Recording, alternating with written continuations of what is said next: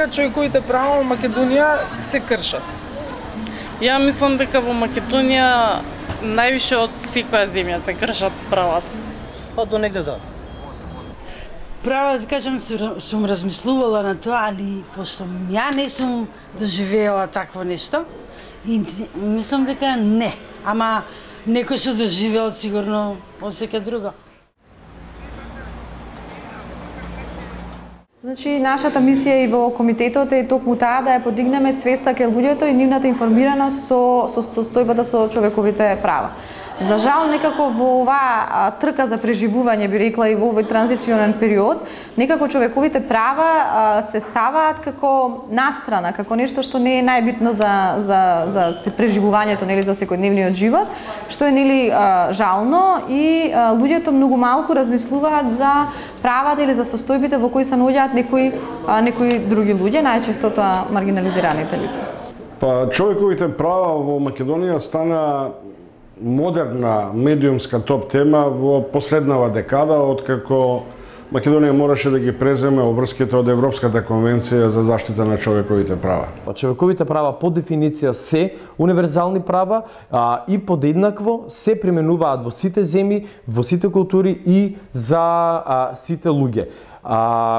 Разликите во или она што го носи како наследство една културна традиција, како начин на живење, едноставно не може и не смее да биде дозволено да влијае врз еднаквоста во уживањето на човековите права. Социјалните работници? Не, сексуалните работници. Како да сексуалните? Па, оние кои што нудат сексуални услуги. Добро. Дали мислите дека и тие?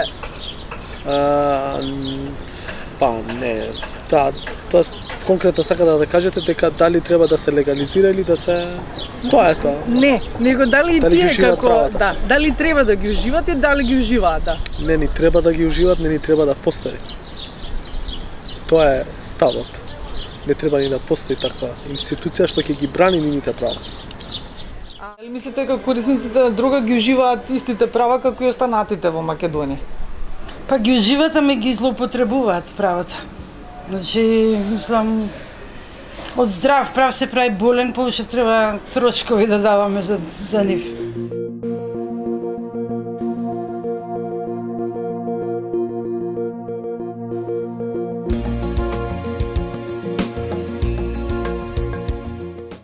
И покрај притисоците на цивилното општество, дека сепак не се донеса добар закон за антидискриминација.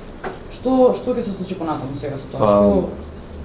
Не се донесе и тоа е оценка не само наша, туку и на, не знам, на другите странски невладени организации, официјални институции, тоа е јасно.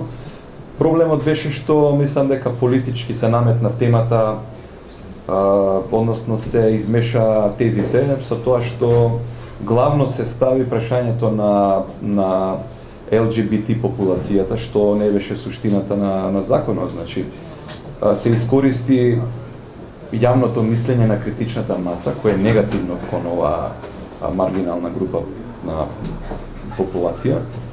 И значи се наметна темата за бракови на тие лица, што не беше суштина. Хомосексуалците јас лично не ги поддржувам воопшто, затоа што сепак сакаме се прилагодуваме на природните појави, а природна појава не е тоа, така да нив не ги поддржувам воопшто. А тие нормално може да си бараат права кај сакаат, што сакаат и да им даваат права едноставно. Дали мислите дека хомосексуалците подеднакво се третираат и ги... Тие не ги оправдувам никако и затоа мислам, таму може да има расна... Ја не ги оправдувам, уопште тие не можам да ги сватам, никако не можам. Дали е болест, дали е застранетост, дали е не знам што. Ние добивме лош закон за дискриминација, односно имаме општество во кое може слободно да се дискриминира, а да не бидеш казнет за тоа.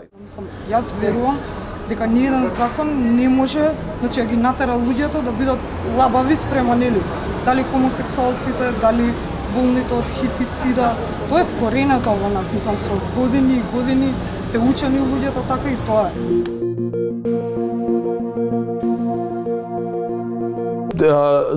Друг суштински проблем е остриот јас помеѓу човековите права како законска рамка и човековите права како филозофски, како социјален, како етички принцип на живењето во заедницата. Оно што недостасува во нашиот контекст е промоција на човековите права како суштинска основа за заедничкото живење, односно фундамент на живењето со другите во заедницата во кое што сите подеднакво партиципираме.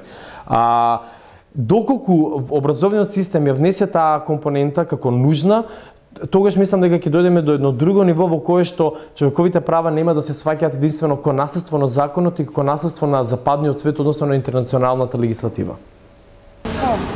Секој има право, крај крајва секој има право што сака, значи да прави со својот живот, се доколку не ги загрозува другите. И тоа е тоа.